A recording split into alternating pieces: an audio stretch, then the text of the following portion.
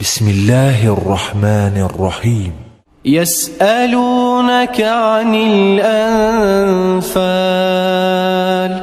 قل الأنفال لله والرسول فاتقوا الله وأصلحوا ذات بينكم وأطيعوا الله ورسوله إن كنتم مؤمنين.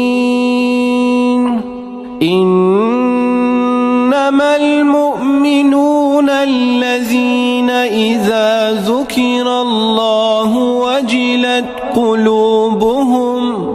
وجلت قلوبهم وإذا تليت عليهم آياته زادتهم إيمانا وعلى ربهم يتوكلون.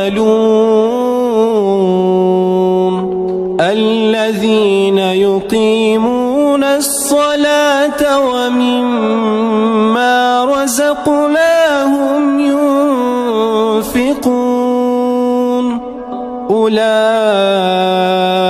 هم المؤمنون حقا لهم درجات عند ربهم ومغفرة ورزق كريم.